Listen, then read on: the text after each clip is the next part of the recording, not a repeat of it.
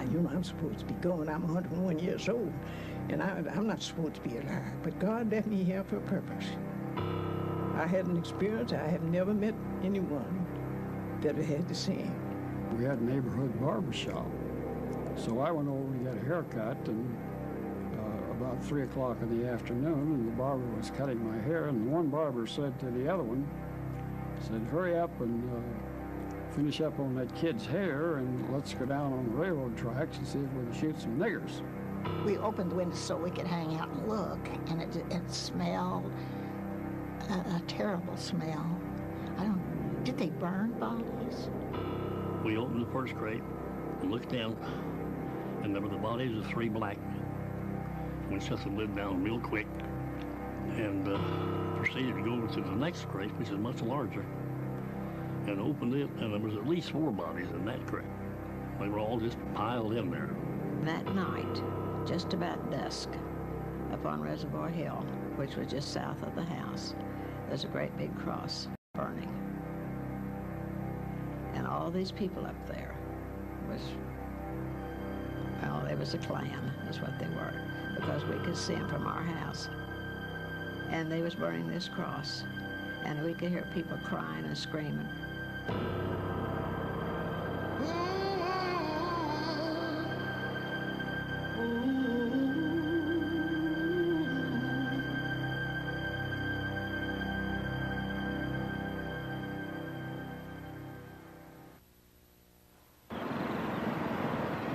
At the turn of the 20th century, Tulsa, Oklahoma, had the richest per capita wealth of any place on earth. It was dubbed the oil capital of the world, the Magic City, and the City of Dreams. Among those who traveled to Tulsa was a young teacher named Mary Parrish. I came to Tulsa from Rochester, New York in 1918. I had heard of the town since girlhood and the many opportunities to make money. But I came because of the wonderful cooperation I observed among our people, especially among our businessmen and women. Every face seemed to wear a smile. After spending years of struggling and sacrifice, people had begun to look upon Tulsa as the Negro metropolis of the Southwest. Going north to Archer Street for 2 or more blocks, one could see nothing but Negro businesses. Going east, you would behold Greenwood Avenue, the Negroes' Wall Street. There were homes of beauty and splendor, and the schools and churches were well attended. It was a city within a city, and some malicious newspapers took pride in referring to it as Little Africa. The readings from that time that were racist, inspired by racists, from the National Guard to the Klan controlling the legislature, when they spoke of blacks, blacks were to pull themselves up by the bootstraps. And they did. They did. The money in my community didn't turn over the traditional 3 or 4 times. It turned over 8, 9, 10, 11, 12 times. There was legitimate and illegitimate monies to be made that fueled that economy. So my community was the Vegas of the 20. It was roaring. I can remember when I was a child that the Ku Klux Klan, and there were probably, in my opinion, a couple thousand of them that would all robe up with their hoods on and their gowns and all, and women and men and children. They had little children, maybe 3 feet high. They were all robed up and holding on to somebody's hand. They would march too. Usually they would form up on about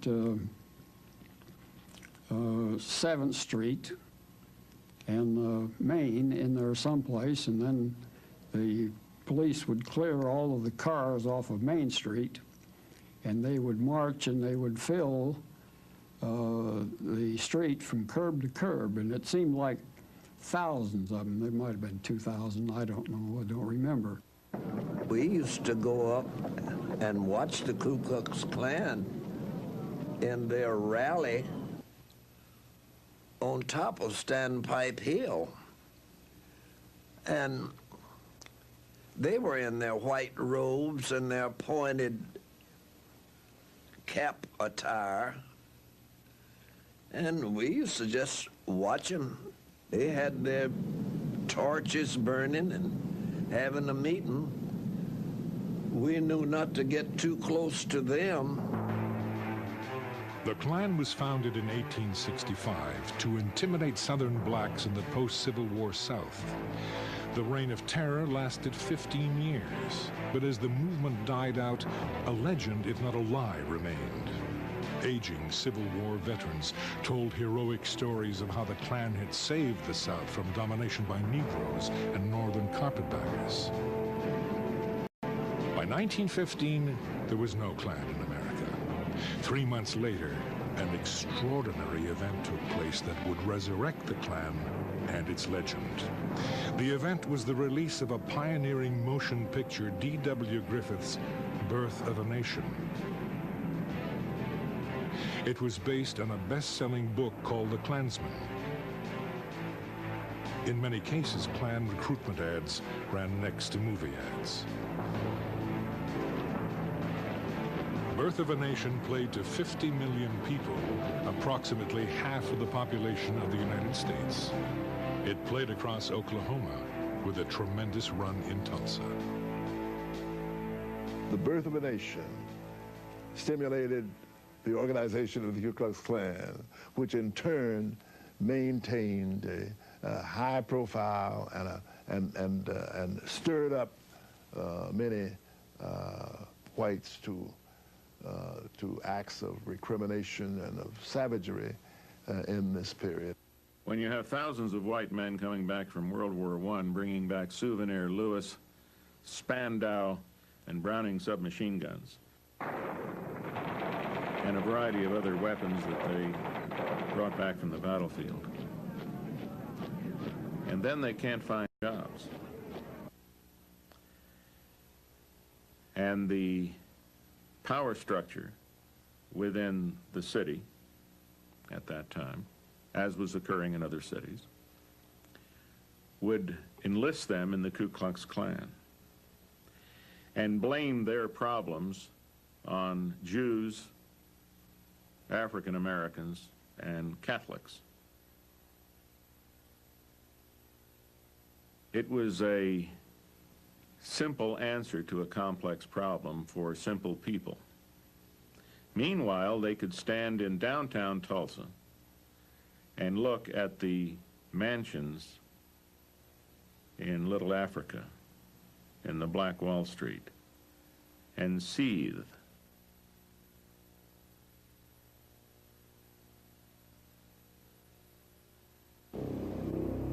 It was a typical Monday morning for a 19-year-old black man named Dick Rowland.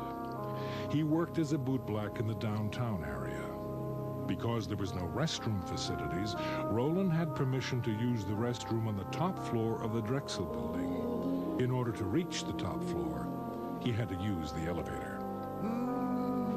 Dick Rowland didn't look down when he went to get on the elevator, and therefore, because of the unevenness of the two floors, he stumbled and started falling, and he reached out to break his fall and touched his operator, and she hollered rape. And so they arrested, the police came and arrested Dick Rowland about 10 o'clock in the morning. And that afternoon, the Tribune came out and told what happened in the Blue Building. And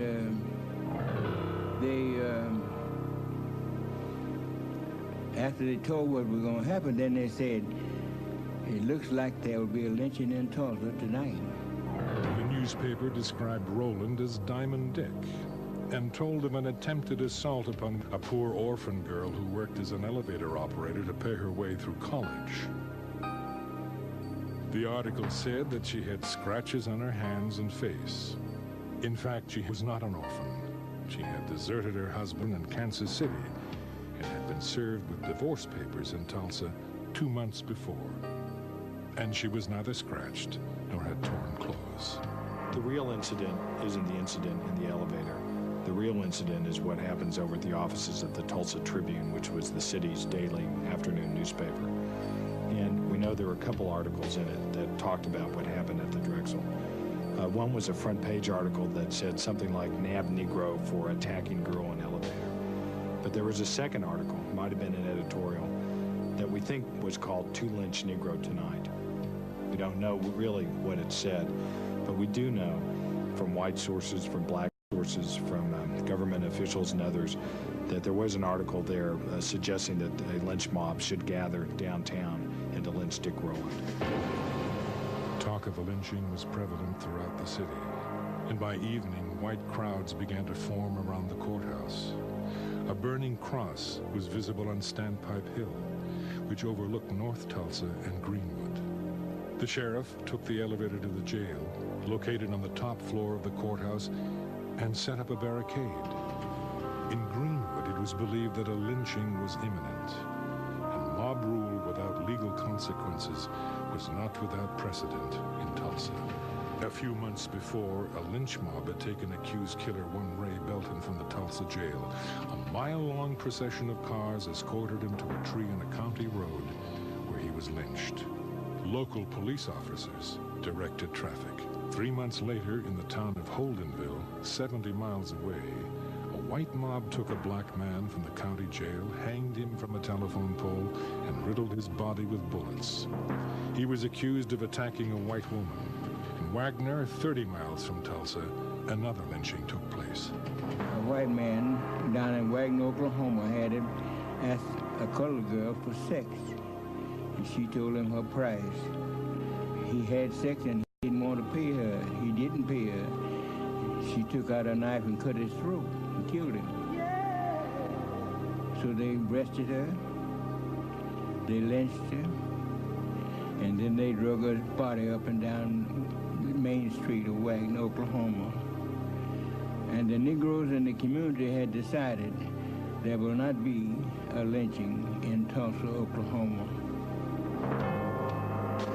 In Oklahoma, it is not considered a crime for a man to kill a Negro. In recent years, there have been many lynchings in Oklahoma. There is yet to be chronicled the instance where any individual has paid a legal penalty or where an officer has been removed from office for failure to protect the life of his prisoners from criminal violence.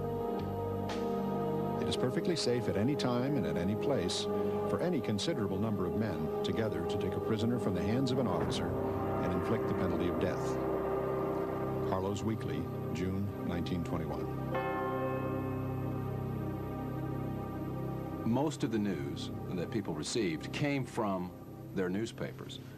It's incredible to look at the content of those newspapers and realize that it was a constant barrage of articles appearing concerning lynchings of black people. This was over and over and over again. In fact, 2 black people a week were being lynched in America at this time. The evening being a pleasant one, my little girl had not retired but was watching the people from the window. Occasionally she would call to me, "Mother, look at the cars full of people." I would reply, "Baby, do not disturb me when I read." Finally she said, "Mother, I see men with guns." Then I ran to the window and looked out. There I saw many people gathered in little squads talking excitedly. Going downstairs to the street, I was told of the threatened lynching and that some of our group were going to give added protection to the boy. I am told that this little bunch of black men marched up to the jail where there were already over 500 white men gathered, and that this number will soon swell to over 1,000. Someone fired a stray shot, and to use the expression of General Grant, all hell broke loose.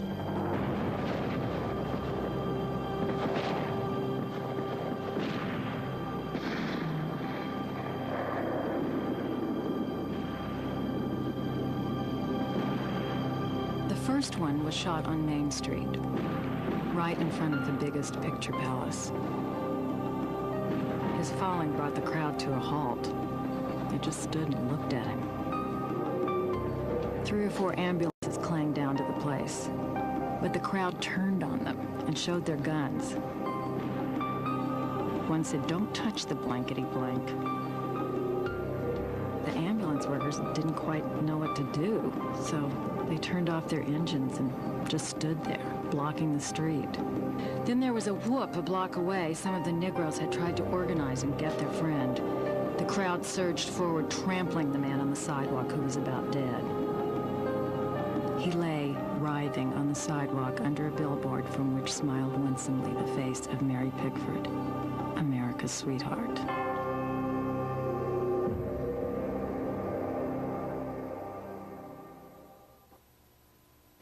The atmosphere was festive as the police department commissioned 500 special deputies. These could best be described as Klan deputies. The only prerequisite was that they must be white. Most were not even asked their names or addresses. One black man was erroneously sworn in. It occurred to me I could get sworn in as one of the special deputies. It was easy. My skin was apparently white, and that was enough. After some 50 or 60 of us had been sworn in, a villainous-looking man remarked casually, even with a note of happiness in his voice, "Now you can go out and shoot any nigger you see, and the law will be behind you." The Ku Klux Klan mob, having largely been made up of veterans, began to militarily organize themselves. And they divided down into squads and ran a skirmish line along Archer. After watching the men unload on First Street, where we could see them from our windows, we heard such a buzz and noise that on running to the door to get a better view of what was going on, the sights our eyes beheld made our poor hearts stand still for a moment. There was a great shadow in the sky, and upon a second look, we discerned that this cloud was caused by fast approaching airplanes.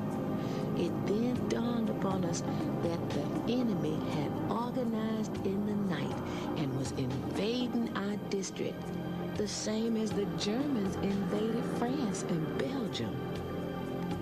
Looking south out of the window of what then was the Woods building, we saw carloads of men with rifles unloading up near First Street. Then the truth dawned upon us that our men were fighting in vain to hold their dear Greenwood, Mary Parish.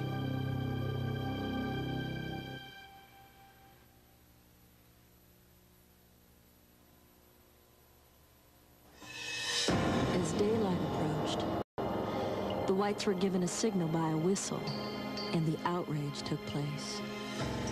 All of this happened while innocent Negroes were slumbering and did not have the least idea they would fall victims to such brutality. At the sound of another whistle, more than a dozen aeroplanes went up and began to drop turpentine balls on the Negro residences, while 5,000 whites with machine guns and other deadly weapons fired in all directions. Negro men, women, and children began making haste to flee to safety, but to no avail, as they were met on all sides with volleys of shot. They were killed in great numbers as they ran, trying to flee to safety. Torchlights were used to burn up the Negro settlement. And in the meantime, they used large trucks loading up pianos, victrolas, and other articles that were left in the Negro homes. A.H.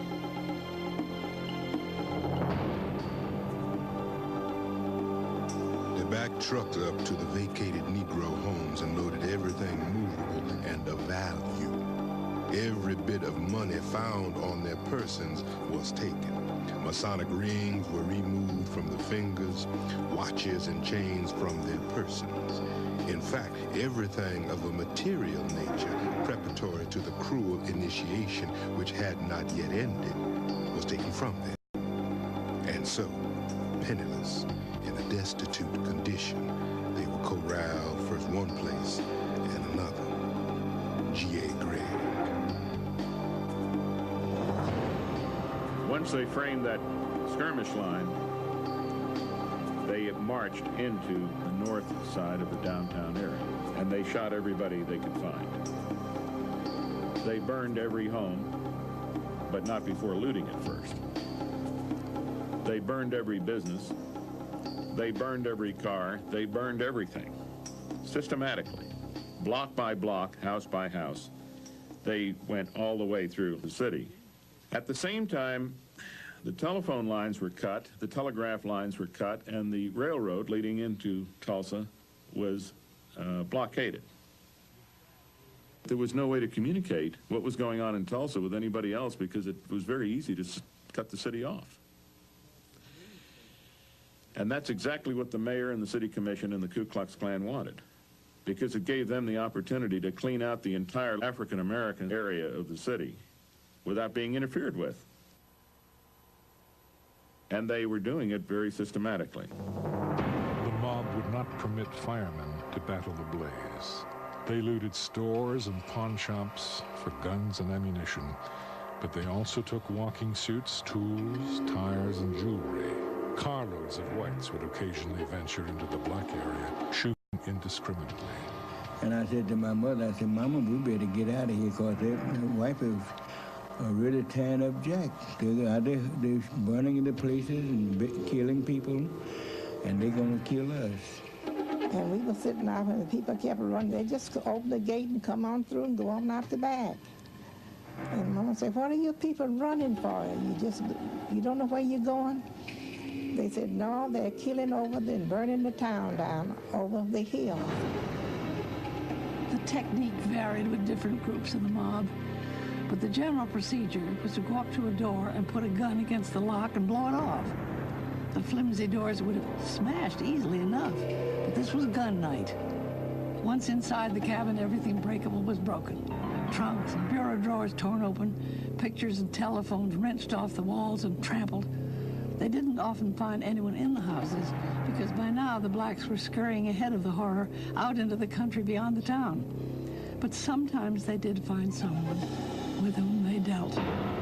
When they had smashed enough, they scattered around a little kerosene and threw some lighted matches into the mess. If this particular cabin didn't burn well, it would be reset presently by the blaze of the one next door. The houses the mob set fire to without breaking in first were really the most unlucky, because sometimes there were people in them, panic paralyzed, people who didn't realize with all the noise and fright that the house was on fire, not until it was too late to get out. There's a black veteran who could not believe that this mob would kill a veteran. And as the mob got closer to his home, he put on his uniform and stood out in the front yard at attention. The mob killed him and burned his house. In a frenzy of destruction and violence, black corpses were tied to the bumpers of automobiles and dragged through the Greenwood district, while bullets were fired into their bodies. Some bodies were hoisted on telephone poles. An elderly black couple was murdered returning from church. A white man mistaken for a black man was summarily executed. Enterprising entrepreneurs snapped pictures of the grisly scenes to be sold later as postcards entitled, "Running the Negro Out of Tulsa." Death could come easily. Even a defiant glance at a camera could result in instant execution. America's most renowned black surgeon and past president of the State Medical Association, Dr. A.C. Jackson, was shot by a white teenager as he held his hands above his head. He was not killed instantly. His body was thrown into a truck and he was dumped at the convention center, where after hours of suffering without medical attention, he bled to death. Cars began to drive slowly along our street. Cars driven by the sort of men who wear their caps backward, visors down their necks, probably not to interfere with their rifle gaze. And the niggers in these houses, they would shout. The gaping children were called in hastily from the curbs. Didn't seem a very educational sight, not a very safe one. After the first car or so, people sent their servants down in the cellar or up in the attic and waited. Then the horde of ruffians went down Detroit. looting those beautiful homes of everything valuable and burning them. The machine guns just shattered the walls of the homes. The fire department came out and protected the white homes on the west side of the street. Men and women with torches and women with shopping bags continued their looting and burning of Negro homes. My mother saw some white people coming toward our house, and she put us under the bed when she saw them coming. My older sister got under first, and then it was my younger sister, and then my brother, and then they pulled me under the bed. Now, by this time, the people were coming in. They had torches in their hands. We could see their feet from under the bed. And one stepped on my finger. And as I went to scream, my sister put her hand over my mouth. I don't know today as to what would have happened had they heard us under the bed. But they came in and they set the curtains on fire, set our house on fire, and then went out the door, and my mother got us from under the bed. I will always remember that on this day I live. There was the son of a cook in our street. Around 9 o'clock, the man he worked for came and asked for Hattie. He was in a car with some other men. It seemed that the boy thought he ought to get to his job. Before he knew it, he'd been caught in the fighting around the railroad tracks and crawled under a freight car to hide. Someone went in after him and shot him with a pistol. Now that things were quieting down a little, he was lying in the town hall where the militia were assembling the blacks. But his employer was afraid he wouldn't live many more hours. If Hattie wanted to see the boy, he said, he would take her down and look out for her. But she was afraid to go. He couldn't blame her, really. Some of the house Negroes who had allowed themselves to be put in those wandering cars and escorted to the safety of the town hall had been shot at as they drove through the streets. It wasn't the ride an old woman wanted to undertake, even to see her boy alive. The boy's boss understood. He went back himself and got a doctor and stayed with the boy till he died. The burning of that flesh, you could smell. It was horrible. And then those crosses burning up on the reservoir hill, which at that time there's no homes up there. About 7 o'clock, the whites or home guards came for the men. Then they took the women and children, promising them safety. After they had the homes vacated, one bunch of whites would come in and loot. Even women with shopping bags would come in, open drawers, take every kind of finery from clothing to silverware and jewelry. Men were carrying out the furniture, cursing as they did so, saying, "These damn Negroes have better things than a lot of us white people." I stayed until my home was caught on fire. Then I ran to the hillside where there were throngs of white people, women, men and children, even babies, watching and taking snapshots of the proceedings of the mob. Some remarked that the city ought to be sued for selling them damn niggers' property so close to the city. One woman noticed the First Baptist Church, which is a beautiful structure located near a white residential district. And she said, "Yonder is a nigger church. Why ain't they burning it?" The reply was, "It's in a white district." I saw the bombs dropping and the church explode. The 6 airplanes that I saw flying over Standpipe Hill and dropping the bombs on Mount Zion Baptist Church. And burned that church, and it just completed 40 days, and it was burned. The white church on 4th Street was a frame church. Our church was better than the white people's church. This church was only 40 days old. It was truly a symbol of black prosperity, and it was burnt to the ground, allegedly because ammunition was being stored in the basement or some such nonsense. People were seen to flee from their burning homes, some with babes in their arms and leading crying, excited children by the hand, others old and feeble, all fleeing to safety. Yet seemingly, I could not leave. I walked as one in a horrible dream. By this time, my little girl was up and dressed, but I made her lie down on the dew-fold in order that the bullets must penetrate it before reaching her. By this time, a machine gun had been installed in the granary and was raining down bullets on our section. Mary Parrish.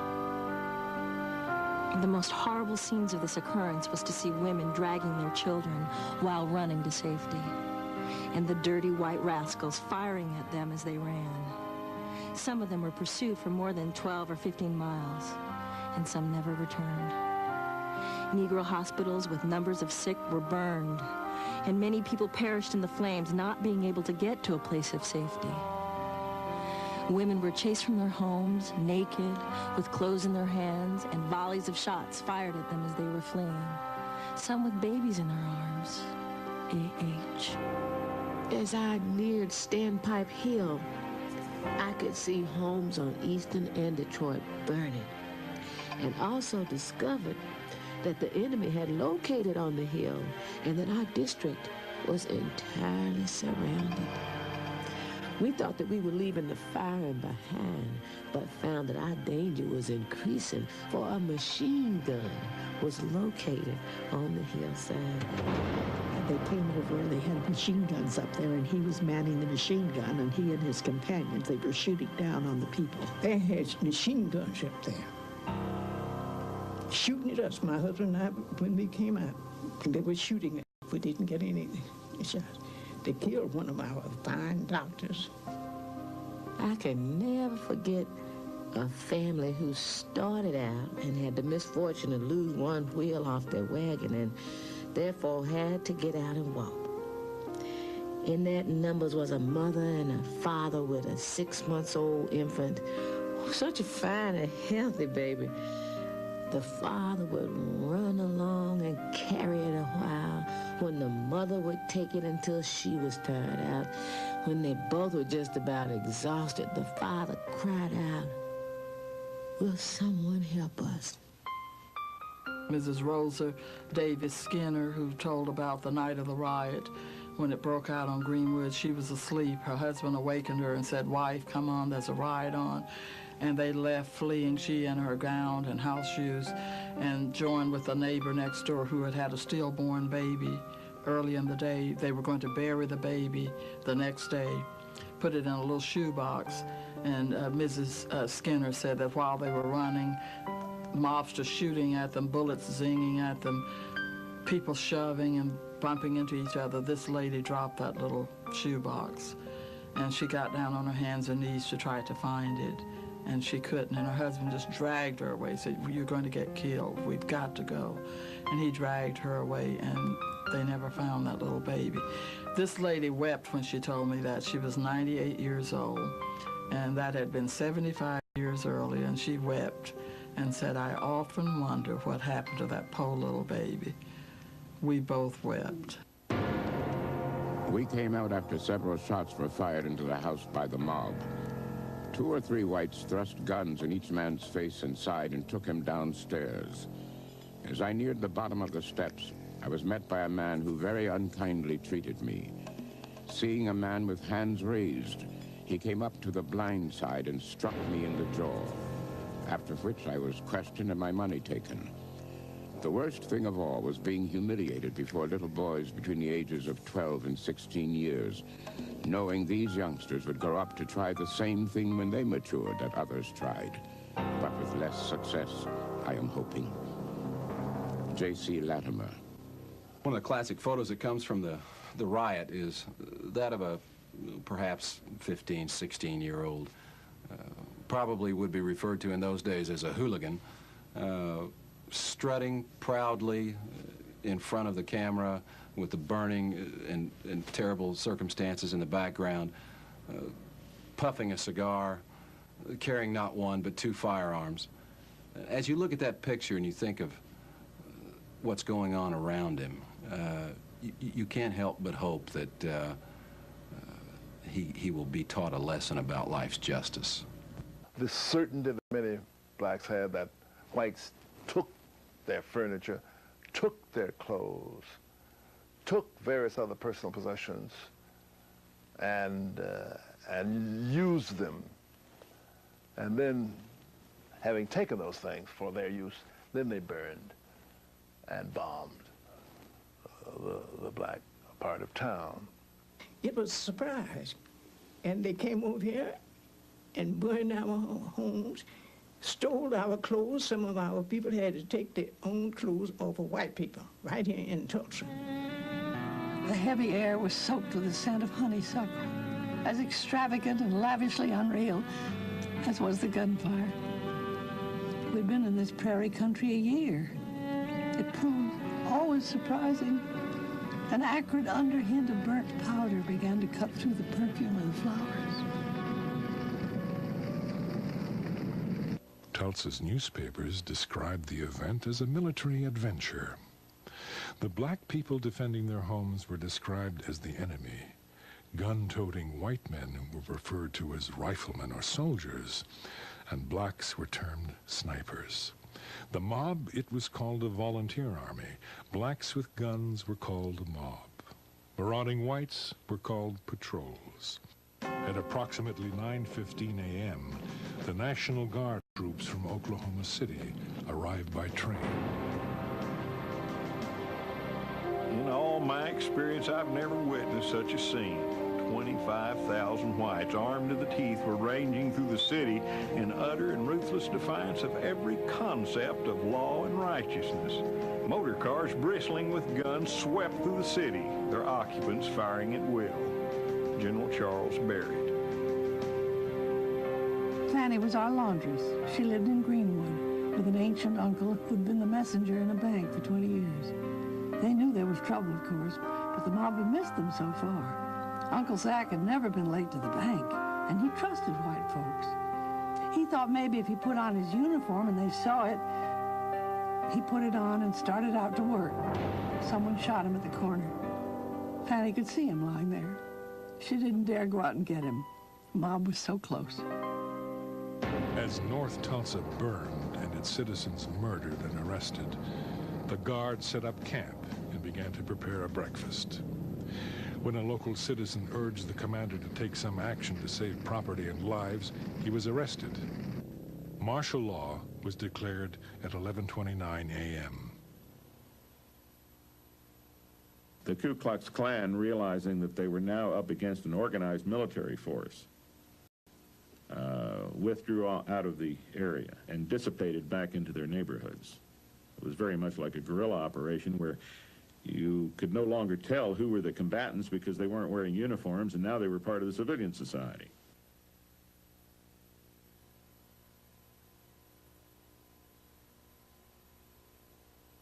Detention areas were set up at a local park, the convention center, and the baseball park. Every African American had to fill out and carry an identification card, which had to be signed by a white employer and approved by a local official.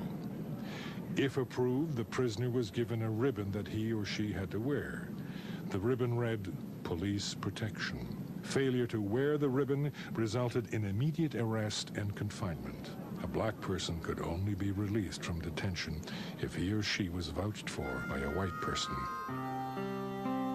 About 11 o'clock, they took my invalid mother supposedly to the convention halls for safety.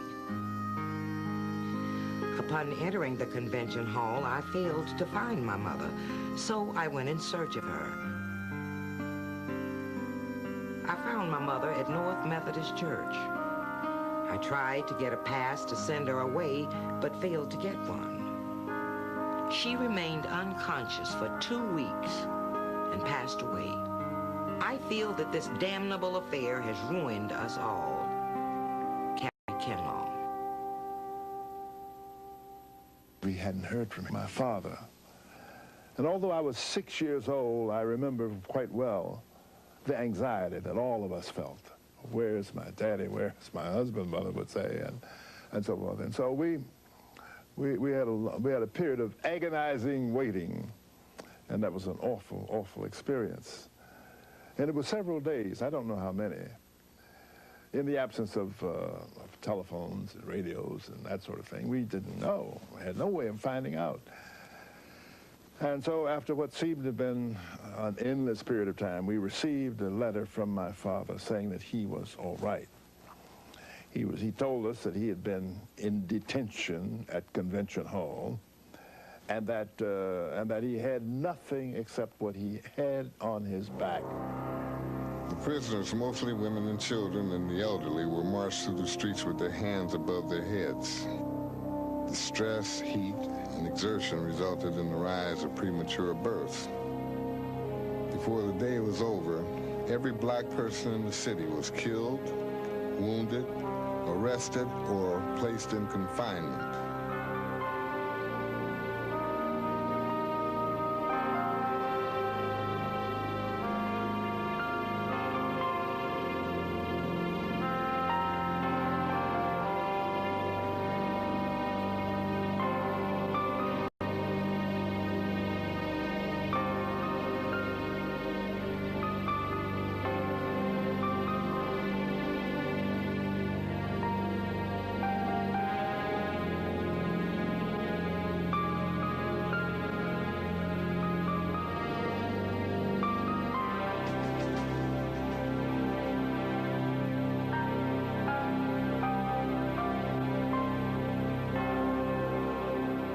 Many of the middle-class whites actually hid many of the African-American domestics who worked for them at great jeopardy to them. If a white family during that riot had been found to have hidden an African-American, at the very least, the white family would have been lashed. Terrified black people fled the city to other communities.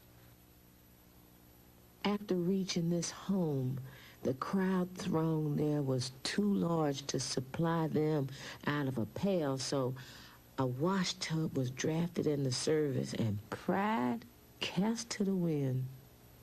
We were so famished and our lips parched, the children crying for a drink, that this was the best tasting water we could remember of having tasted.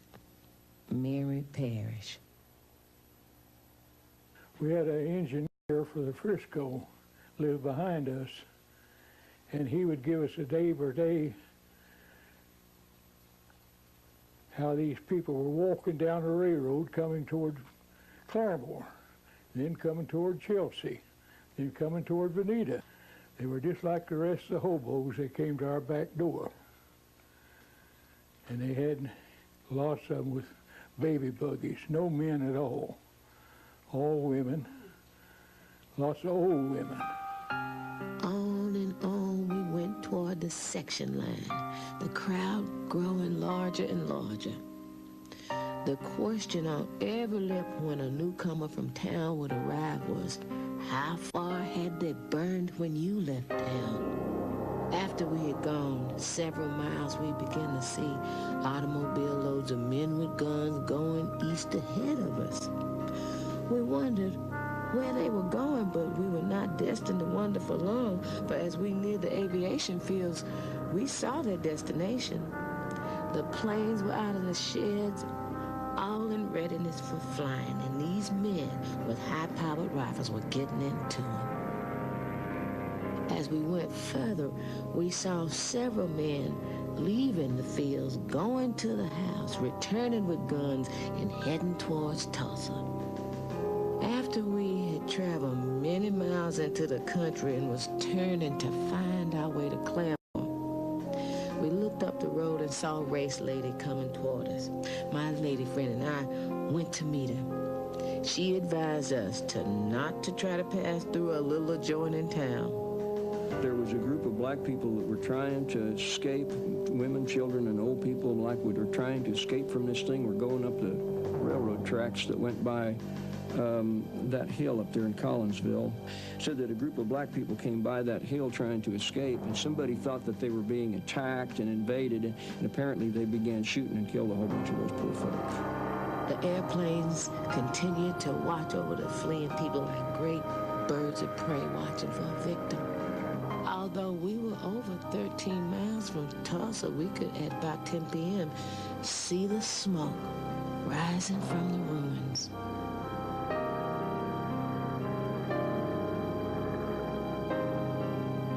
The next morning, we were informed that Greenwood had been burned.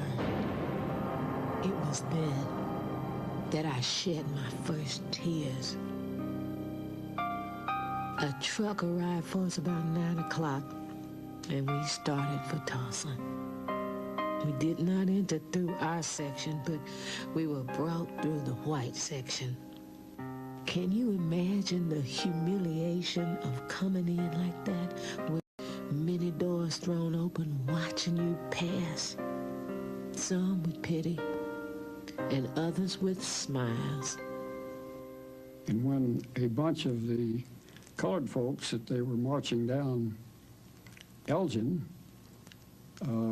I would see them coming, and I'd kept my BB gun under the front porch at that time, and I would run down and grab the BB gun and stick the barrel out through the lattice work and pop the National Guardsmen. And of course, they'd bounce like this and look around, and of course, I was careful enough that I wasn't going to hit anybody in the head or anything like that. These two brothers, the youngest two, they were kind of smart alecky, and they thought, you know, they'd stir up a riot or stink or something.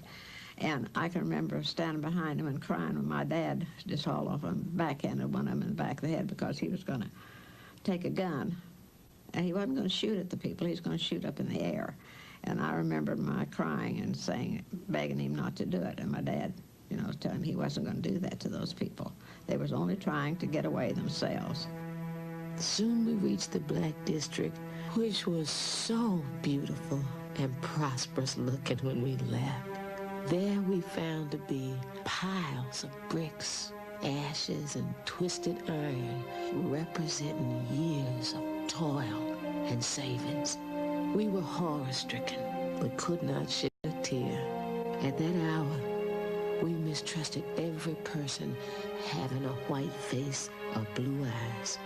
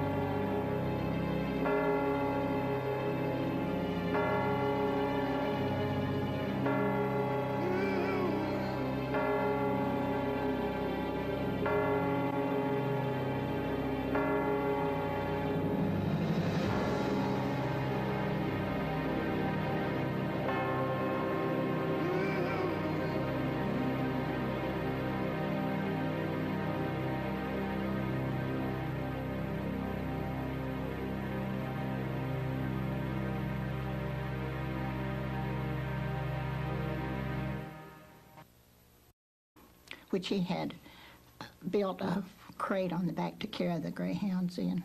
And he took that crate off when he left the greyhounds, wherever it was. He left them at some kennel or other and just had a plain pickup truck. And the police saw his truck and they told him to haul bodies, dead bodies, to wherever they were taking them. I don't know where they took them. And I saw these 2 truckloads of bodies, dead bodies. They were Negroes with their arms and legs sticking out, you know, through the slats. And it frightened me so, but I kept thinking of them in terms of dolls. On the top of the very, very top of the pile of bodies was a little boy just about my age, and his head flipped over like that. And he looked at me, his mouth was open, and he was in brown pants and a blue shirt, and just looked like he'd been frightened to death. And so I screamed that Jesse came in, but by that time the 2 trucks had passed on. After black Tulsans were incarcerated, curiosity seekers, looters, and souvenir hunters casually strolled through the smoldering ruins. Well, I had a friend, a girlfriend, and one day after the riot had subsided, or possibly was still, they were still protecting and giving the colored people sanctuary. Well, she came out and she had a package of spearmint gum, Wrigley spearmint gum. And perhaps there were 40 or 50 packages of gum in the little square box, about so square and maybe 2 inches deep. And she was passing the gum out to all the kids in the neighborhood. And of course we asked, where did you get it? And she said, oh, Daddy got it over in Niggertown, which was a clear indication that white people looted the colored people over in the Greenwood area. When they doubted about it, of course, we didn't think anything about it. We just took the gum and chewed it. Martial law was less than benevolent. Field Order Number 3 prohibited the holding of funerals at churches. But in reality, this prohibition pertained to black funerals only. White funerals went on as usual. Overnight, these people had nothing. And they had to start over again. A person who had office and clients or patients or customers had nothing. And the people that were his clients and their clients and patients and customers had nothing. And so it was extremely difficult for them to get on their feet. It was pathetic when you think about it. Out of all of our 7 years, that's when I said, my husband and I lost more than anybody in North Tulsa because we lost 7 years of our earning in one night. And we had altogether 10 different business places for rent. Today I'm paying rent.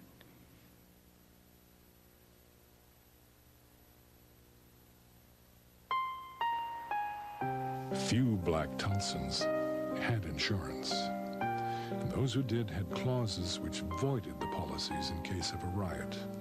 Those making a claim had to prove that the city or state government was negligent in protecting their property.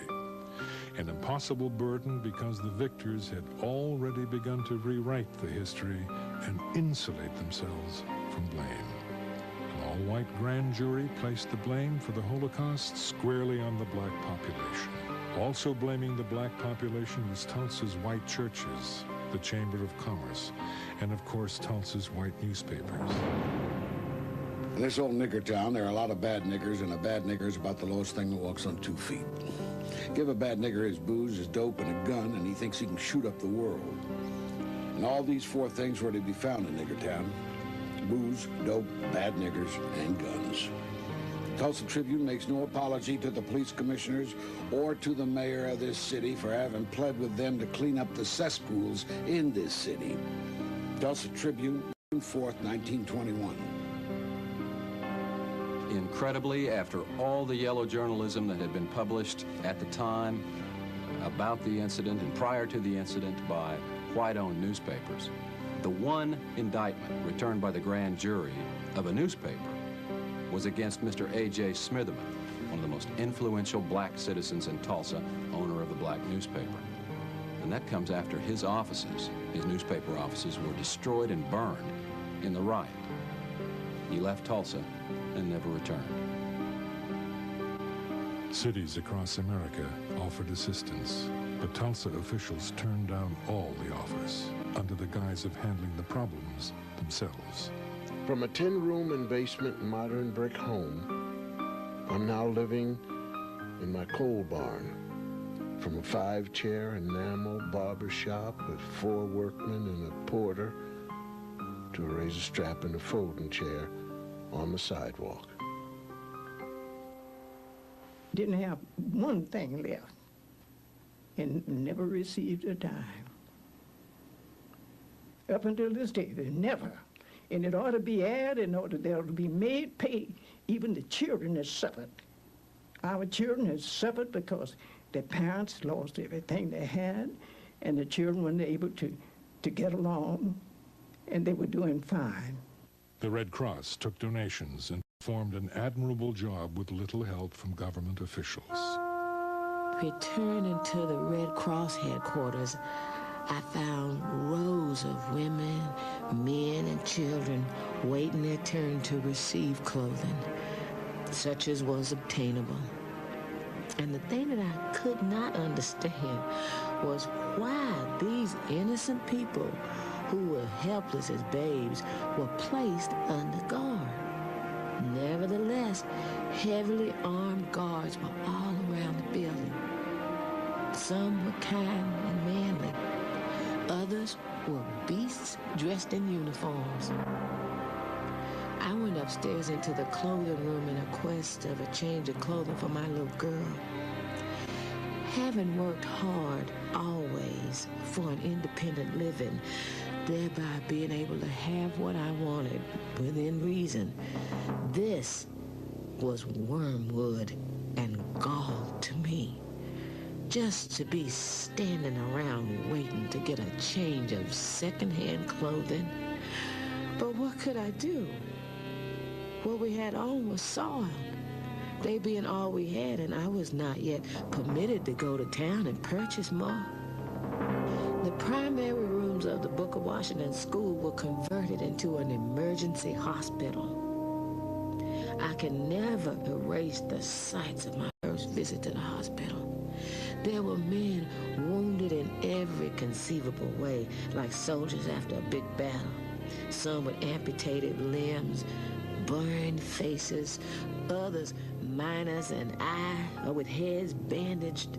There were women who were nervous wrecks in some confinement cases. One mother was thoughtless as to burden her infant for life with the name of June Riot. Mary Jones Parrish.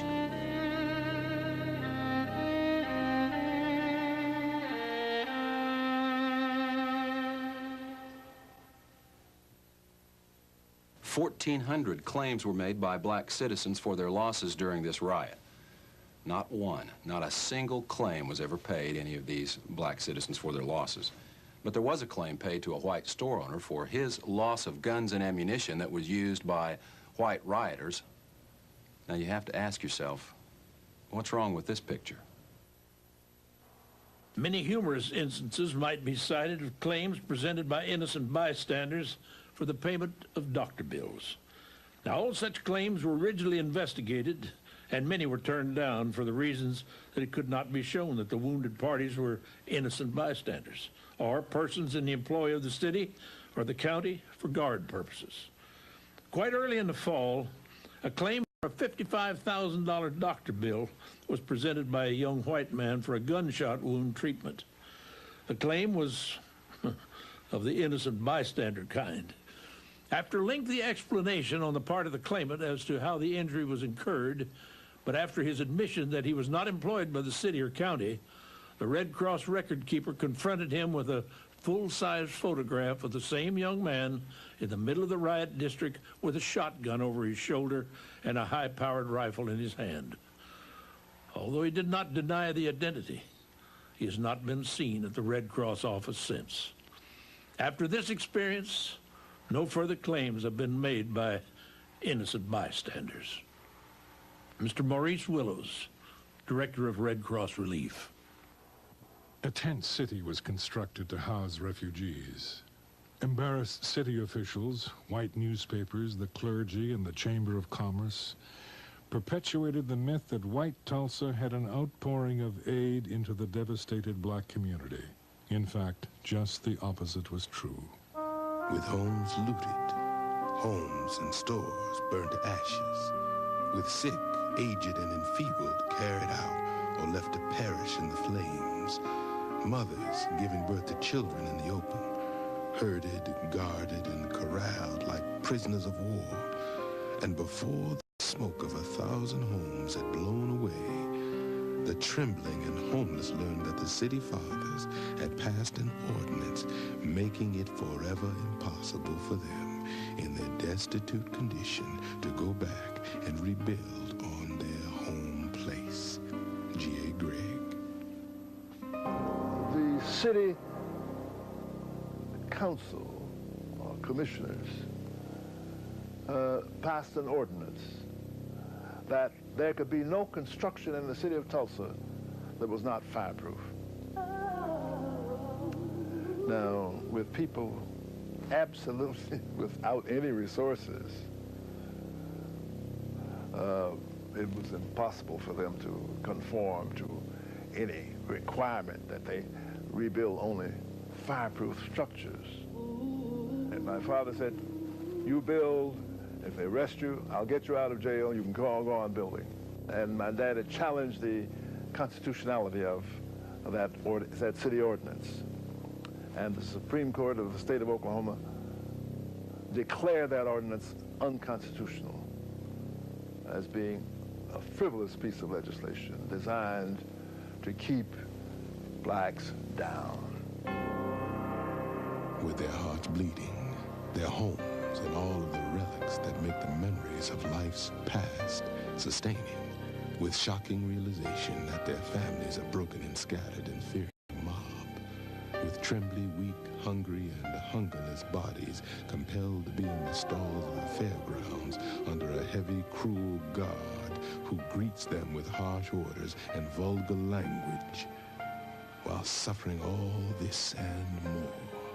The mayor, commissioners, the real estate exchange, the welfare board are like those who crucified Christ, casted lots for the Negro's hard-earned land. G.A. Gregg. Not only was the area declared a fire zone, which effectively was designed to prevent it from being rebuilt, but then amazingly, just incredibly, the city fathers put the land up for sale. Through the Reconstruction Committee appointed by the mayor and city commissioners June 14th, Tulsa extends a welcoming hand to wholesale houses and industrial plants, which are to be located on the trackage property in Little Africa, swept by fire, and which is now within the city fire limits, restricted to the erection of fire-resisting buildings. The committee also expressed a sentiment in favor of using a part of the burned area for a Union Station whenever such a project is ready for consideration by the railroads entering Tulsa. Tulsa World, June 15th, 1921. In order to help people get in touch with their loved ones who were anxious to hear from them, Mr. Theo Bowman, the Oklahoma Sun, succeeded in getting out a little daily paper. Each day, he would publish these lists. Each day, people sat under the tent and watched for these lists as well as the lists of dead in the big dailies. The dead were so quickly disposed of on that night and day until it was impossible to ever get an exact record of the dead and wounded. A cousin and I decided to go visit somebody, and we passed down by the cemetery there at 11th and Lewis, the old Oak Lawn Cemetery.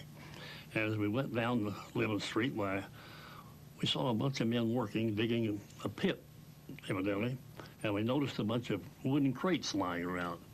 So we were very curious about it, so we went in to have a look. And we walked up to the first crate, and we were unnoticed by the men. And we opened the first crate, looked in, and there were the bodies of 3 black men. We shut the lid down real quick and proceeded to go over to the next crate, which is much larger. and opened it, and there was at least 4 bodies in that crate. They were all just piled in there. And about that time, the men noticed us and ran us out. The Red Cross estimated that 300 people were killed. The official death toll was placed at 36. Terrified witnesses told of bodies being disposed of at city incinerators, the Arkansas River, and local strip mining pits. When one witness was asked about the difference between the Red Cross totals and the city's official count, the reply was, there is no statute of limitations on murder. I had a friend of mine named Bill Wilbanks, who at that time was a captain in the Tulsa Police Department. And he called me and he said, would you come down to the police academy? I'd like to show you something. And I said, sure. And I dropped down to the police academy, and he was cleaning out some files. And underneath the bottom drawer were several pieces of paper that were clipped together with a rusty paper clip. With the rusted paper clip rusted to the paper, the papers had not been separated in years. What you had was a description of casualties that were what we later referred to as KIAs. And there were 300 plus on these 6 pieces of paper. There is absolutely no question in my mind that of all of the horrible race riots we've had in this country, Watts, 1968, Detroit, 1942, none of them have even approached the casualty levels of Tulsa of 1921. There was definitely a cover-up or a suppression of the material. For example, the article, the inflammatory article, "To Lynch Negro Tonight," has vanished, disappeared. It's not in the Oklahoma Historical Society, it's not in the newspaper archives. In the microfilming of the Tulsa Tribune records, it's been excised and can't be found. Now, some people would, and have, said down through the years, why research this, why bring it up? It can do no good. And in fact, there has been some threats of real danger and possible harm to those who would explore the situation and would look at it again. I'm not so sure that in many minds, black and white, that the cover-up was helpful in gaining some equilibrium. Whites need to be comforted that they had done no wrong. Blacks need to be comforted that no new wrong could happen to them. So, but those two things companioned themselves created this conspiracy of silence. 1,200 homes were destroyed. Another 320 were looted.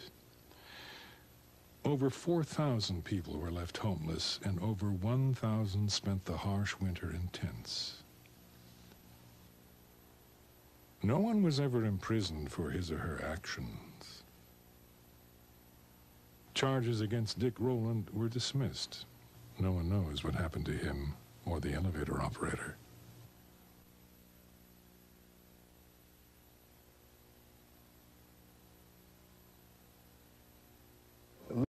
Would travel to Europe and see the ruins of Athens and the ruins of Rome. My mind went back to the ruins of Tulsa, which were somewhat reminiscent to me then when I was traveling, of the ruins of Rome and Athens and other places in Europe. A big, beautiful Christmas tree was placed in front of the Red Cross Relief Headquarters. Now imagine, if you can, this huge tree brightly standing in the middle of a district which had once been comfortable homes, but now filled with little ones and little 2-room wooden shacks.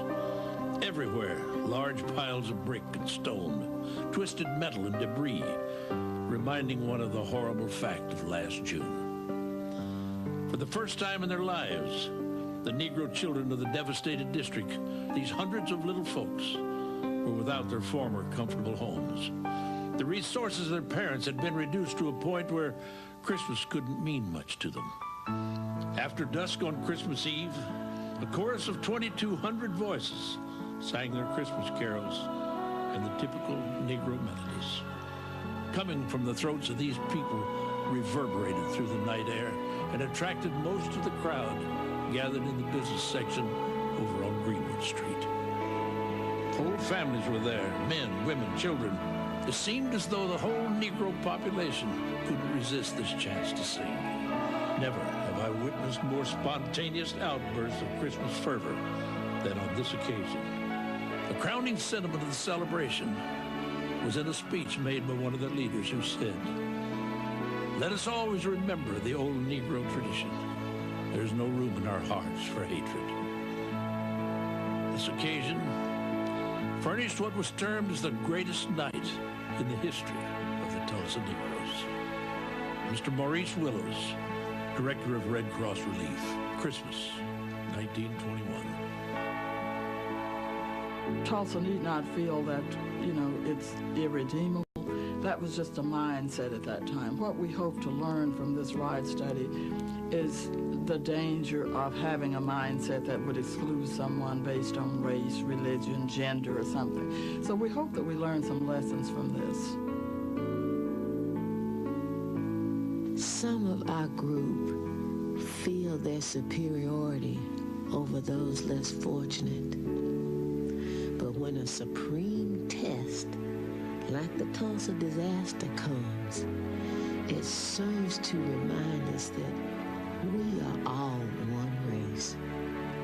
That human fiends, like those who had full sway on June 1st, have no respect of person. Every Negro was accorded the same treatment, regardless of his education or other advantages. A Negro was a Negro on that day and was forced to march for blocks with his hands up that day. It should teach us to remember that we cannot rise higher than our weakest brother. My name is Mary Parrish.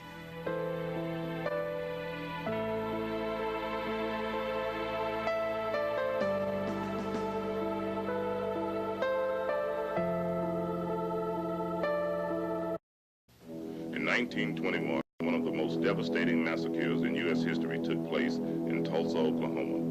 The 1921 Tulsa race riots. The black community of North Tulsa, called Black Wall Street, or as whites called it, Little Africa, was completely burned to the ground in a mere 12-hour period. Over 1,300 businesses and homes were destroyed and completely ruined. 10,000 people were left homeless in the night, and to this day, no one knows how many people actually died. Accounts range from 500 to 1,500 men, women, and children, both black and white. This senseless massacre of human life was very carefully covered up by high city officials. When Black Wall Street was destroyed, a major black economic movement that would have affected all black communities in America was crushed and completely halted. Black Wall Street was the most prosperous and most thriving black community in America during these times. It defined the word nepotism to its ultimate form. These highly organized blacks worked together in the same manner the Jews, Japanese, and Iranians worked together in this day and time. Black Wall Street was so prosperous that white oil men would come across to the black community to borrow large sums of cash in order to keep their businesses afloat. This very powerful black movement would have had an effect on blacks all across America, socially and economically, but 3,000 card-carrying Klansmen would not allow that to happen.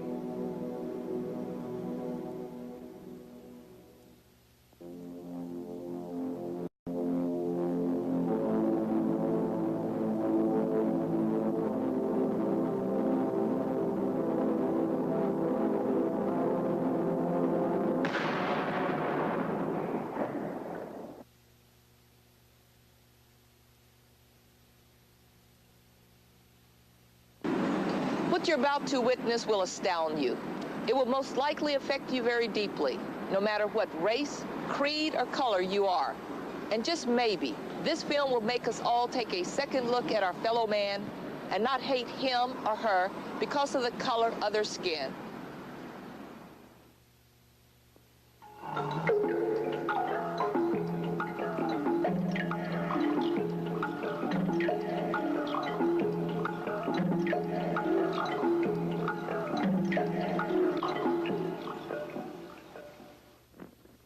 This is an actual account of the worst race riot in United States history.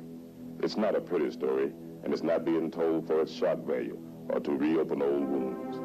This material is presented because it happened 70 years ago to another generation whose story is pertinent to this contemporary generation. The true facts were completely covered up and kept from the American public. The date was June the 2nd, 1921. The place, Tulsa, Oklahoma. After the bombing, the Tulsa World headline read, "Dead, estimated at 100. City quiet."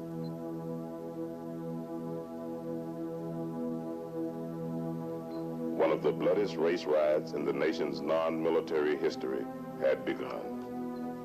The spark for the tender was ignited on Monday, May 30th, 1921. Here's the story.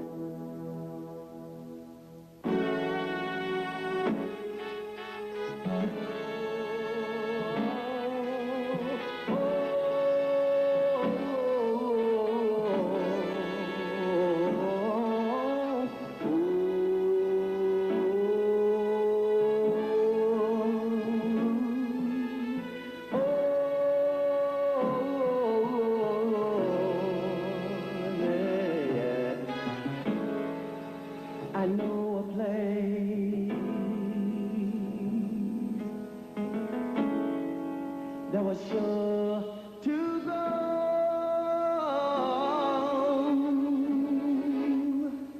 Now moving slow, nowhere to go. We had it all, we took the fall, fought for every righteous cause for our life. Oh, oh, we had it all, we paid the cost, countless lives that we loved for our life. Oh, like Wallstreet. During the early 1900s, Archer Street was intentionally designed to divide the city's north from the south side of Tulsa. Blacks were forced to remain on the north side, and whites enjoyed their separatism on the south side. Laws were passed to make sure that whites and blacks remained separated. Anybody who wishes for the good old days probably doesn't remember what the good old days were really like.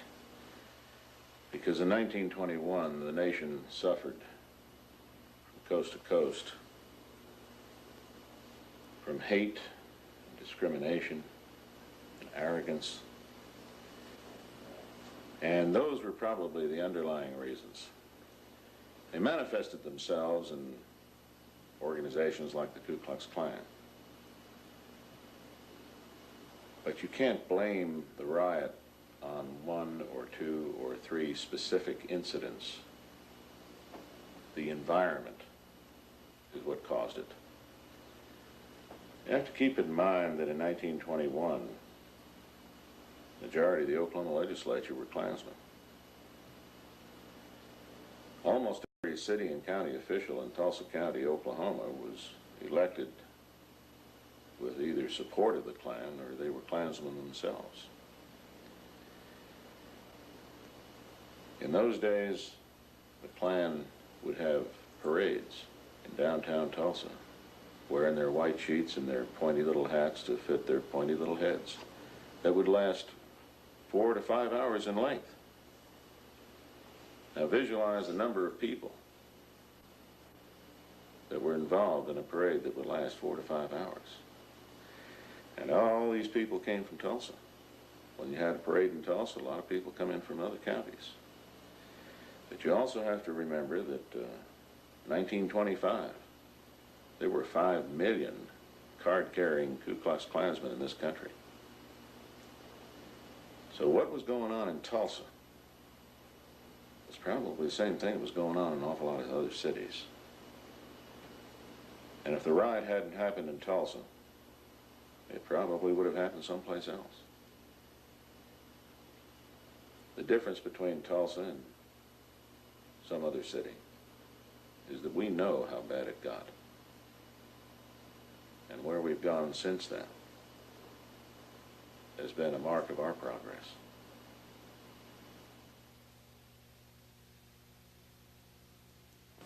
As I sit here, I wonder, with blacks fighting for equal rights and integration in other parts of the United States at that time, was it really a good idea for blacks living in Greenwood to integrate? But what happened by 1921 was not so much what happened on the black side, but what happened on the white side of the city. Because you had a lot of veterans coming back from Belleau Wood and Chateau Thierry and the Argonne Forest, and they couldn't find jobs. And a lot of these were white, uneducated, lower economic class folks. And when they came back to Tulsa, the Klan milked that resentment that they held for those black, prosperous businessmen. And the Klan did the same to them that the Nazis did in Germany in 1933. As a matter of fact, it's kind of interesting. You can make an analogy here that is historically profound. We had a microcosmic experience with the Nazis. The Nazis in Germany in 1933 blamed the Jews, and they persecuted the Jews, and they segregated the Jews, and they created ghettos for the Jews. And that's how they built their power, but they built their power on the disenfranchised and the disenchanted Germans.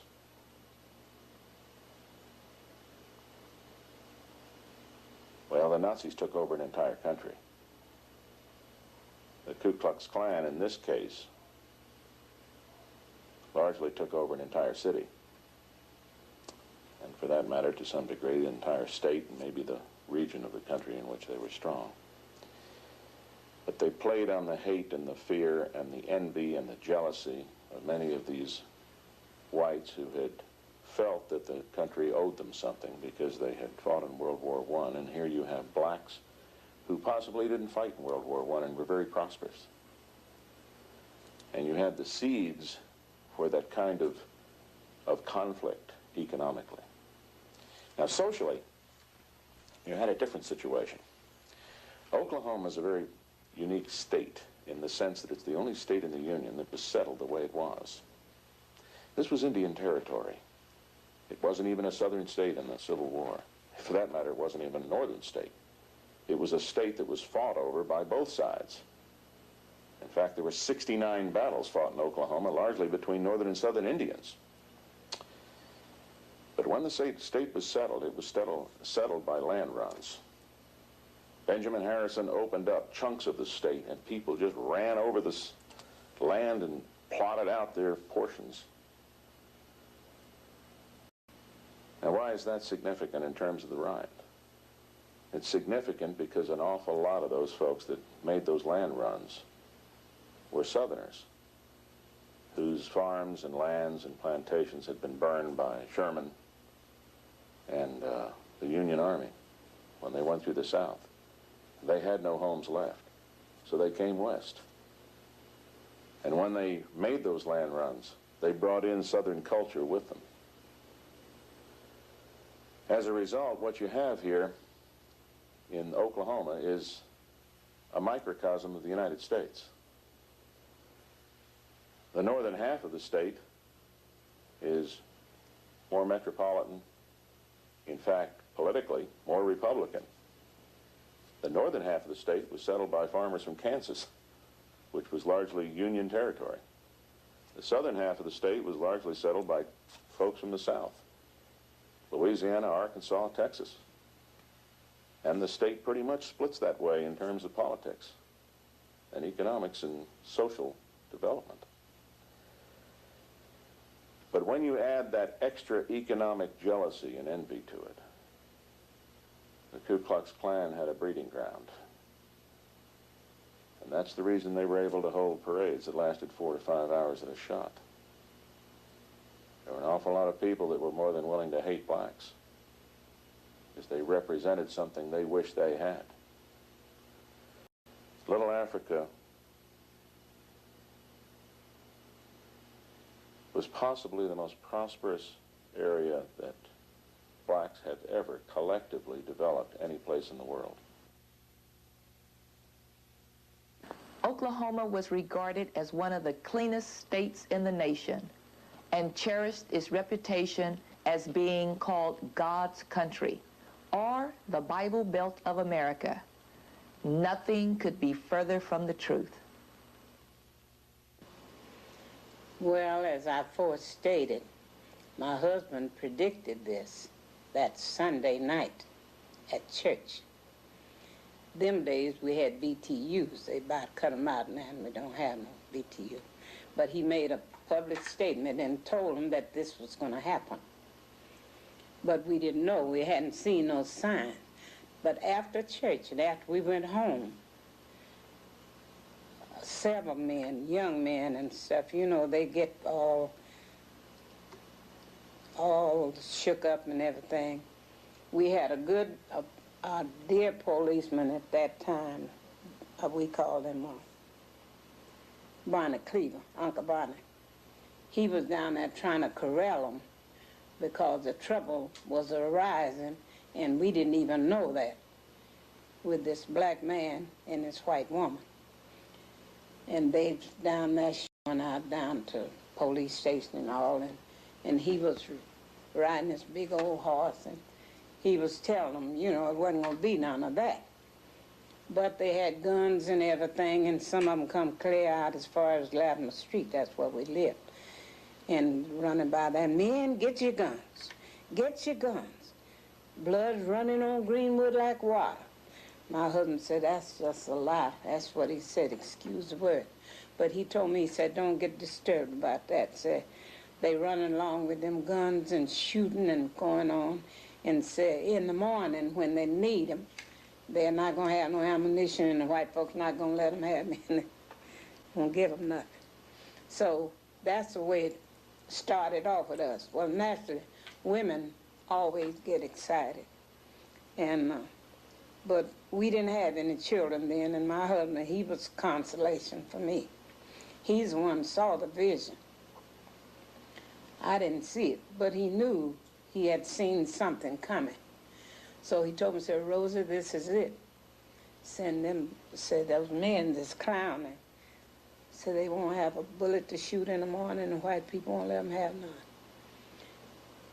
So we went on to bed. And he said, you go to bed, I'm going down here and see what they're doing. He ran down on Greenwood. Come back, said, they ain't doing nothing, just clowning. He talked about them down there with their guns in their hand. And policemen was trying to corral them. So he said, well, we'll go to bed. He said, but no telling what's going to happen. So we did. And he woke me up about daylight that morning. He said, we got to get up and go. The white people had put a machine gun on that big hill right up there and pointed down on all of us down in here. And they was shooting like this, the barrel of gun that way. One man that walked and sold vegetables every day, I can't think of his name now, he was shot up there just a block from our house. What you see here is the very famous Mount Zion Baptist Church, a congregation that survived the 1921 riots and managed to rebuild on the exact same location where it was bombed and completely destroyed exactly 70 years ago. In 1921, a man's word was his bond. You measured the masculinity of a man by how much he kept his word. The congregation of the Mount Zion Baptist Church sticks in my mind because the year before the riot, the black congregation took out a 20-year mortgage and built this brand new church. And the Klan burned it to the ground. But instead of running out on their mortgage, instead of telling the bank, you're just going to have to take your losses, that congregation took out another 20-year mortgage and paid off both mortgages simultaneously. That's character. There were other heroes, too. Many of the whites in the southern part of the city had black employees. And those employees had become almost extensions of their family. In fact, a lot of Tulsans were raised by black domestic employees. And when the riot erupted, many of those families hid those blacks in their basement at great jeopardy to themselves, because if the Klan had ever found out that a white had hidden a black in their basement, the white family would have been persecuted, if not horsewhipped. Probably the two most singular heroes out of the riot was the Tulsa County Sheriff and the Tulsa County Black Deputy Sheriff. Willard McCullough was the Tulsa County Sheriff at that time, and he was the only sheriff in the whole state that had black deputies. His chief black deputy was Barney Cleaver. And you got to keep in mind, when that riot erupted around Tulsa County Courthouse, there weren't more than maybe a dozen deputies in that building.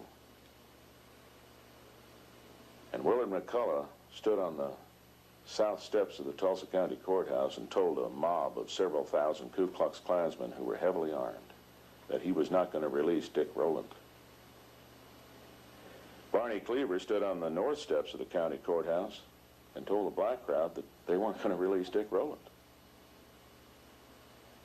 Well, you put yourself in the position of a white county sheriff in a southern state in 1921, facing several thousand Ku Klux Klansmen, and you don't have more than maybe a dozen deputies to back you up. And Barney Cleaver's on the north side of the courthouse telling a black crowd the same thing. I don't know much about Barney Cleaver or Willard McCullough before or since then, but I can tell you this. On May 31st, 1921, they became, maybe earned the right, to become world-class cops. My husband told me, so we got to go. And I said, no, I don't want to go. I don't want to go out there. He said, yeah, you got to go. See, remember, he had told the people he couldn't hardly get me out of the house. So I gave him a little argument about it, but I had to go. And I just had on my barefoot sandals and had a head bag on my head. And he said, let's go. We can't stay here. So we got to keep moving. So he got out there and he went to preaching to the people. See, we was very thickly settled in on both sides of the streets. And all the houses was burnt down on my side, on this side and that side, but two houses, my house and another. All the rest of them was burnt down. See, all those little people, every chance they got, they would stick fire to the house. And all that fire was burning and folks was hollering, some of them and running. And my husband told them, he said, don't run, said walk and stay out in the opening where they'll see you. And so won't nobody get shot. So the bunch we was with, they tried that and we made it to the park, where about noontime the bells come ringing and the horns and things. and somebody told us, said the militias are coming. And so T.R. told him, said, walk out on the railroad. We took the Middleton Valley Railroad going north and we'll walk to Mohawk Park. And that's where those people caught us. They was in trucks. It must have been some mighty big trucks. And it was full of soldiers, and the soldiers all come to Tulsa like this, come on us like this. The Klan was extraordinarily powerful in Tulsa in 1921, but then again it was extraordinarily powerful throughout Oklahoma. As a matter of fact, during the 20s, Oklahoma impeached and convicted 2 governors, allegedly, of course, for other charges, but it was an open secret that one of the principal reasons they got impeached and convicted was that they were anti-Klan. The majority of the Oklahoma legislature were either Klansmen or supported by the Klan. But then Oklahoma was not unusual. States all across the country had that kind of influence in them. But in Tulsa County itself, there was a rather unique situation that developed. In the late teens, the Glenpool oil field was roaring. And that's just west of Tulsa County. An awful lot of money poured into this city. And the whites, who were the big oil men, lived on the east side of the Arkansas River. The roughnecks who worked the rigs lived on the west side. Well, there wasn't enough housing on the west side, so a lot of the roughnecks would come over to the east side and live in rooming houses on 12-hour shifts. A lot of people said that was due to the housing shortage. A great degree it had to do with the working cycle of a roughneck on a rig. These roughnecks worked 12-hour shifts on rigs. The point here is that a lot of the money that poured into Tulsa, that helped build Tulsa into the beautiful city it became, was also poured into the Ku Klux Klan. And the Klan became extraordinarily well financed. With that sound financing that they received from those oil men who were sympathetic to the Klan and who were, in fact, effectively manipulating the lower white economic classes to their own benefit, the Klan in Tulsa had a lot of money to do a lot of things that other Klan claverns didn't have that kind of support to do. For example, they had a building, a headquarters, here in Tulsa. It was called Beano Hall. Now, what did Beano stand for? It stood for Beano Jew, Beano nigger, Beano Catholic. I think it's ironic that Beano Hall eventually evolved into a pig barn before it was finally torn down. The Ku Klux Klan was real big on providing character guidance, attitude adjustment, and behavior modification on anybody they disagreed with. Not only including blacks, but whites who they regarded as violating their standards. It wasn't uncommon for a white person, for example, who might have been going out on his wife, to be hauled out of his house one night and tied to a tree and flogged by men dressed in sheets. Many blacks, however, were lynched. They were lynched by such organizations as not only the Ku Klux Klan, but the Knights of the White Camellia. There were all kinds of super secret little organizations that were self-appointed vigilantes. As a matter of fact, the Justice Department itself created the American Protective League during World War I and made it function under the FBI, which at that time was not the FBI we know today. It was a politicized FBI. But the American Protective League was largely an organization of volunteer civilian white men designed to ferret out any individuals of Germanic descent in Tulsa County and watch them to see if they conducted any espionage or pro-Kaiser activities during World War I. The American Protective League was formally disbanded after World War I, but that will give you an idea of the kind of mentality that existed then. But to address your question, yes, there were lynchings. And to give you an example, several weeks before the Tulsa riot, in Wagner, which is a small town east of Tulsa, a black man had been arrested on a minor charge and incarcerated in the Wagner County Jail. And that night, the sheriff, or the guard or deputy, whoever was responsible for the jail, conveniently went out to get a sandwich, just as a crowd of people dressed in white robes entered the jail, took the man out, noose around his neck, wrapped the other end of the rope around the bumper of a Model T Ford and dragged him down the middle of Wagner Main Street. And that sort of thing didn't just happen in Oklahoma. That sort of thing happened across the country. And there were many lynchings before the riot, and I'm sorry to say there were many lynchings after the riot. But there weren't any lynchings in Tulsa County after the riot that I'm aware of. The men come and throwing away the guns, over in the trash. Every time I think about them men throwing them guns away, I laugh about it. As bad as it was, they was just throwing them away. They didn't want them white men to see them with no guns. So there's about 3 or 4 trucks of them.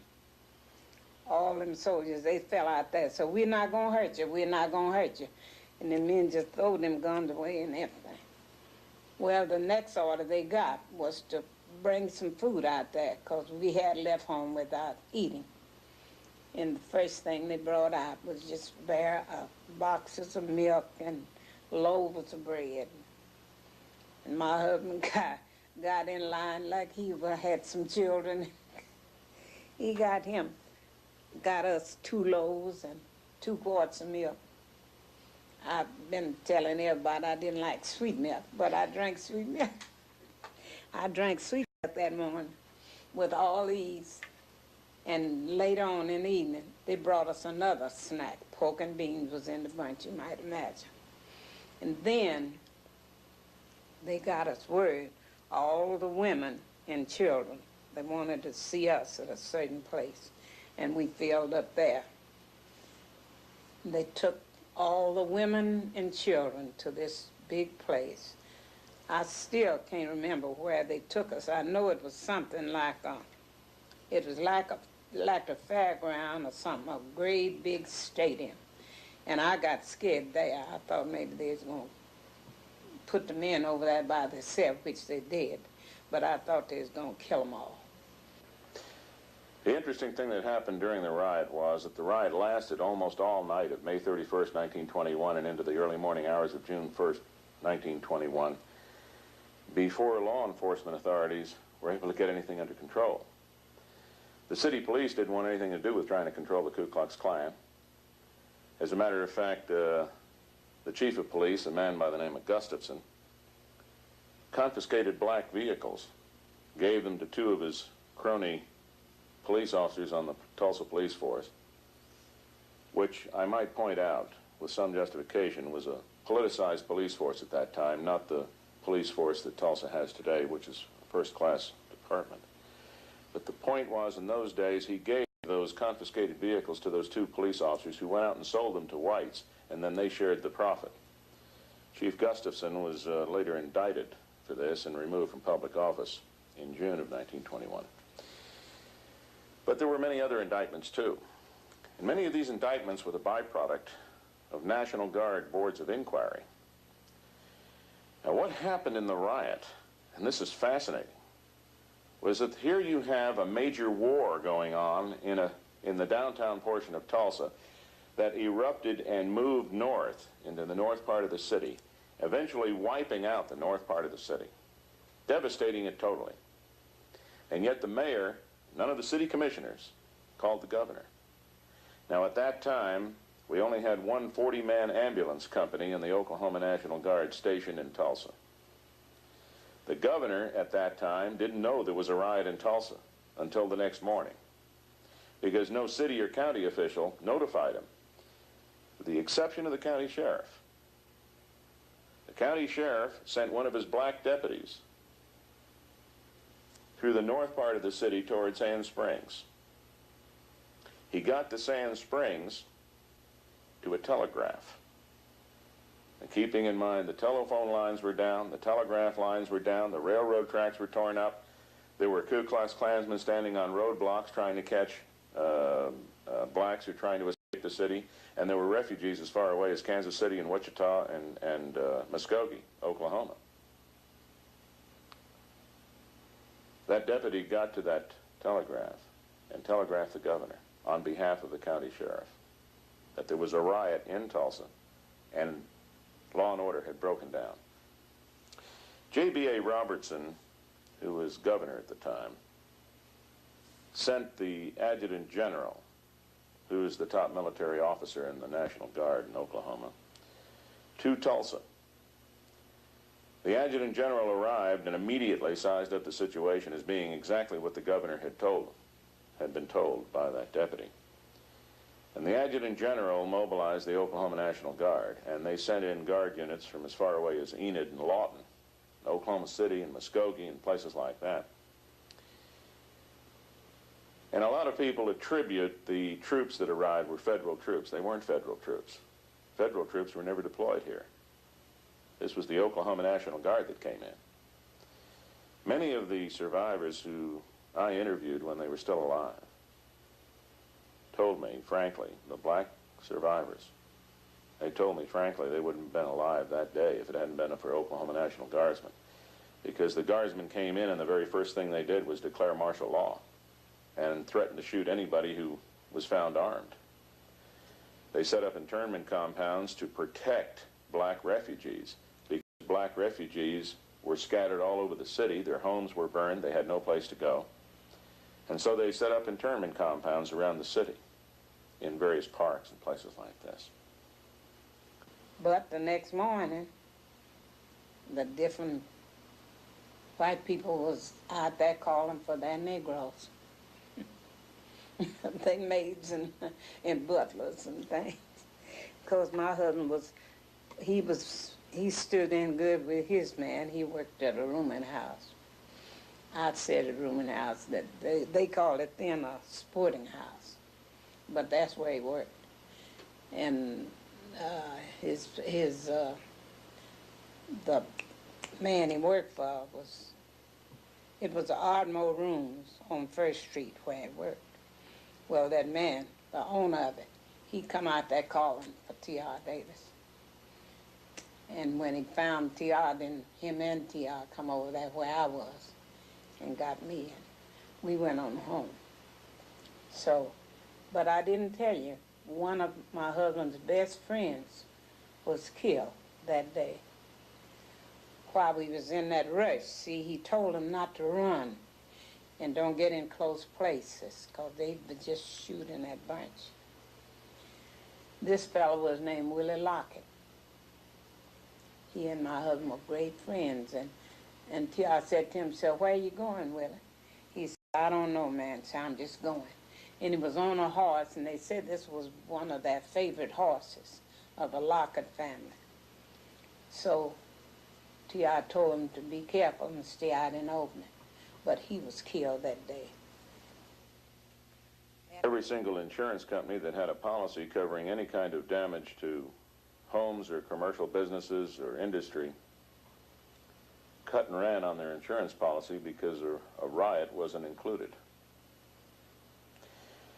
The federal government and state governments didn't have programs in place to compensate citizens for being the victims of a breakdown of law and order.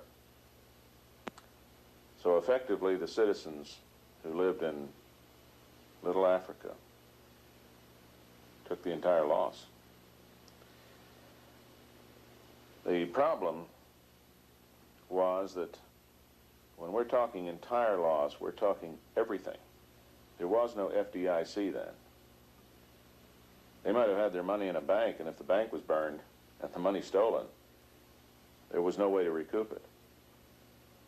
Jewelry stores in Little Africa were stripped clean. Furniture was taken out of homes. Everything was gone. And the homes were burned to the ground. So when we're talking about refugees, we're talking about refugees that had nothing left except what they carried on their back. Yes, was a good friend of mine. She and her husband gave birth to a little baby that night, and you know, I guess they didn't have nothing to put it in because there wasn't no conveniences. They put it in a shoebox, newborn baby. But some people, you know, some people that day, you couldn't stop them from running. We had to walk because that was our safest way.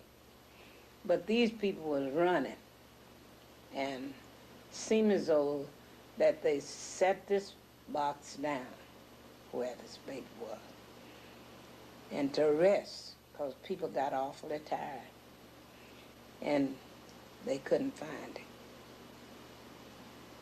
it. It was stillborn, already dead. But they didn't want to throw it away. They wanted to take it home and then have the funeral. But they didn't get to. And there was so many things that taken place that day. Now we lost our best doctor the next morning. But they told me that he had, he stood somewhere there in one of those buildings down by the, where that little 3 Cardinal place is on Greenwood. You know, it's a ruined house on that side, and there's something like that on this side, and then the brickyard. Well, they said he stood along there, and he just mowed quite a few of them down. There were witnesses that an airplane crossed the black community by air and something was thrown out of it. There were explosions.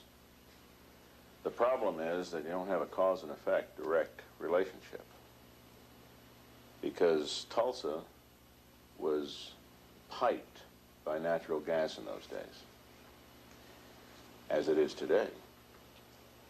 And many of the homes were already burning.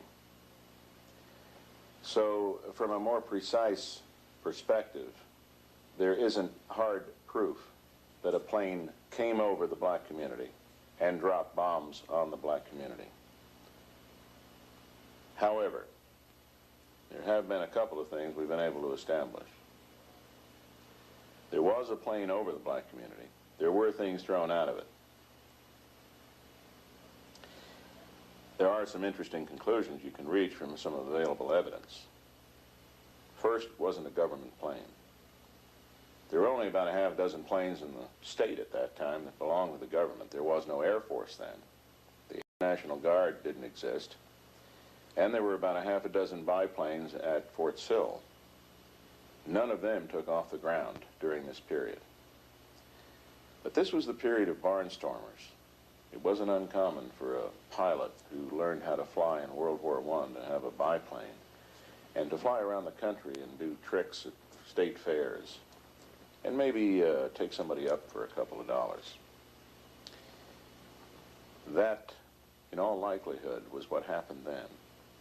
That a barnstormer who had his own airplane actually flew over the black community. Now, if he threw out anything, and if it was a bomb, it's perfectly understandable how it could have worked, because it doesn't take very much to make a bomb, particularly if you're a veteran of a recent war that had just ended. Greenwood was soon labeled the Black Wall Street of America. It consisted of highly educated black doctors, lawyers, PhDs, merchants, oilmen, and entrepreneurs. The interesting thing about this particular situation is that in North Tulsa in 1921, prior to the riot, there existed an area called Little Africa. And that was a mark of respect. The black business community was extraordinarily prosperous. As a matter of fact, possibly the best minds in black America had migrated to North Tulsa in the late teens and early 20s.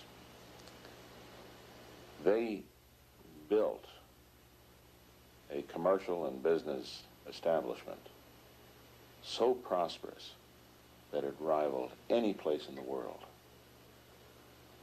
In fact, the main street of Little Africa, Greenwood, was euphemistically referred to as the Black Wall Street.